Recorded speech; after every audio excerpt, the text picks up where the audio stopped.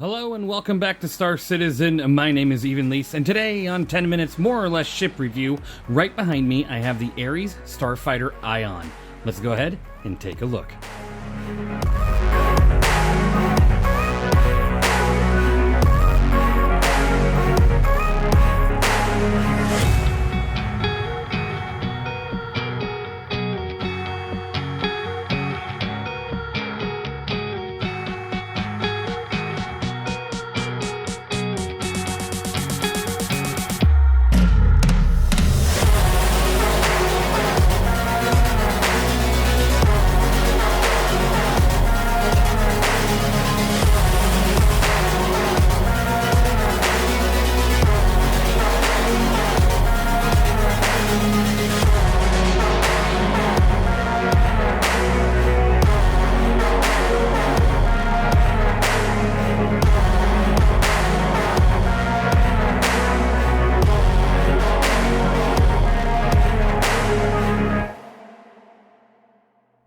Alright, welcome back to another review. Today I'm taking a fresh look at the ARES Starfighter Ion. The last time I took a look at this ship, it was game version 3.23, right when that game version came out. And I will say, I was pretty harsh on the ship just because of the dramatic changes that were done to it.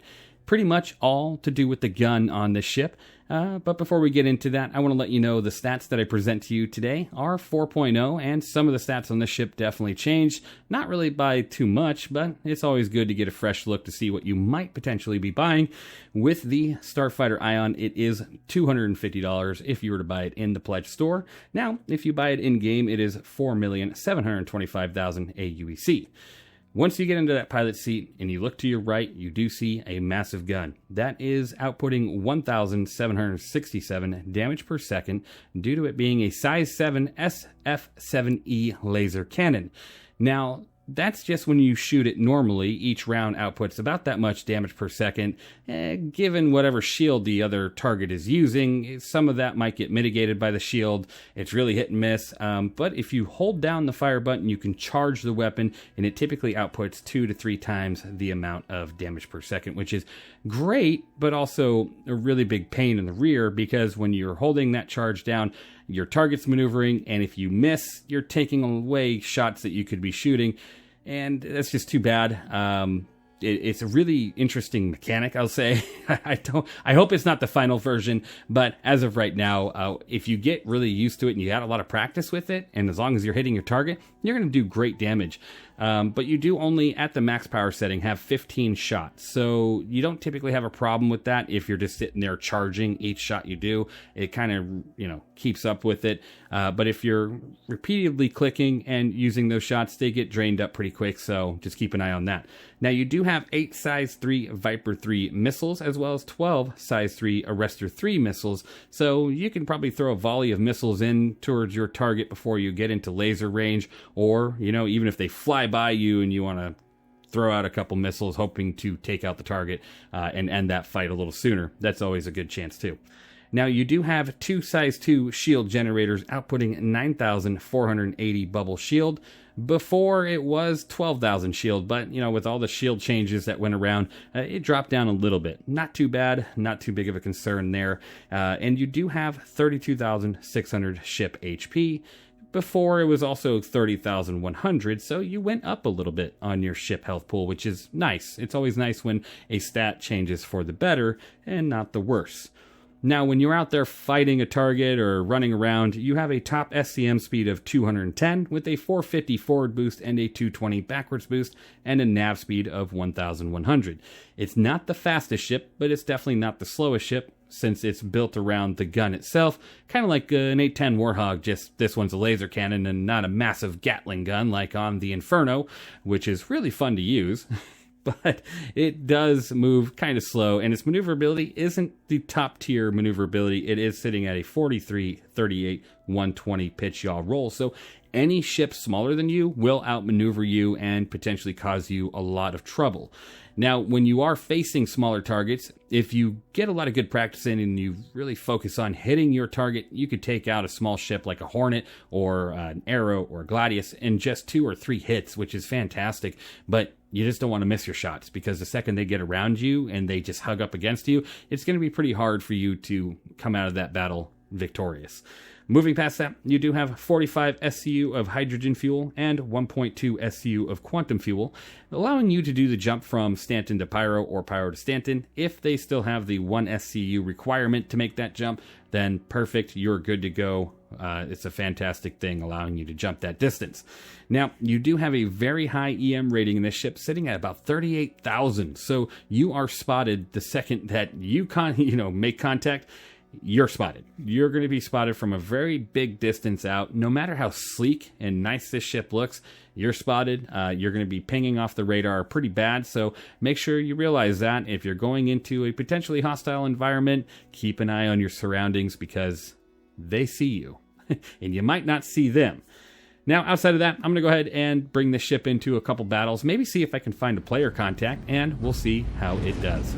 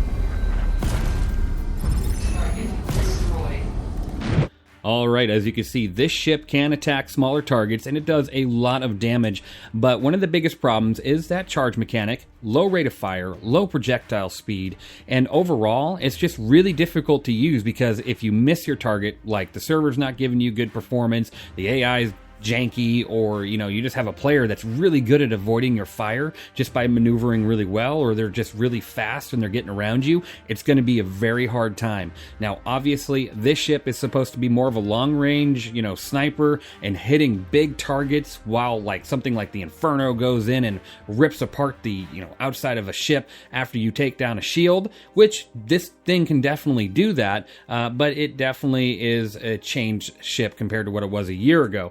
Now, obviously, my score is going to reflect that. I feel like it has great firepower, but it's very difficult to use. You just can't miss your target. If you do, it's going to put you in a bad spot. Overall, my score on this ship is an 8 out of 10. It has good enough speed, good maneuverability. Ship HP is, about average for a medium-heavy style ship like this with that size gun. And then the shield is good. The fuel amount, hydrogen and quantum fuel, both of those look fantastic. Firepower, like I said, it's got firepower. It's just very difficult. And the charge mechanic, I honestly feel like they can do something a bit better.